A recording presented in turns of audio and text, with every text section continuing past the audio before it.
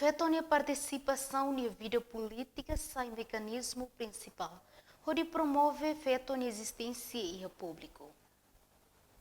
Questão Nehato-Husi, vice-presidente Grupo Mulheres Parlamentar Timor-Leste, deputada Domingas dos Santos, Husi discurso, Benghira participa Assembleia Anual Rede Feto e Delta Nova Quintane. Nyadehan tahu importância makas ba direito e maiday niang no assegura cidadão hotu atau bele mori seguro saudável nebe hakere kon he artigo ruan nulo resinsia la iha discriminação no tratamento hanesang nebe haturi artigo sa nulo resing neng no artigo sa nulo resing hitu iha Constituição RDTL. Assegura direitos fundamentais cidadãos cidadania, deve estabelecer ona e tem lei ina a Constituição RDTL.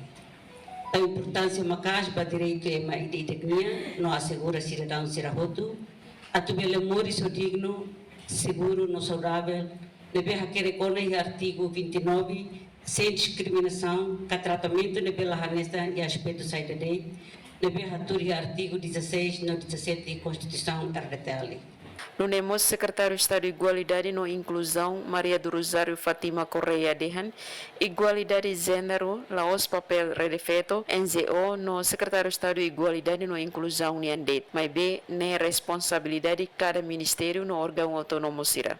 Laos, assunto igualdade de gênero, Laos, a papel ita Rede Feto Niandet, ou NGO Nian, Laos CI Niandet, mas B, o responsabilidade de cada ministério, e o órgão autônomo Sira, o secretário de Estado, incluímos municipal Sira, a tu pregamos assunto de igualdade de gênero, e esse é programa, e esse é orçamento. Nunemos Francisca Alves Susi foco per sateten, e a tempo resistência feito no envolvimento máximo to ukunan.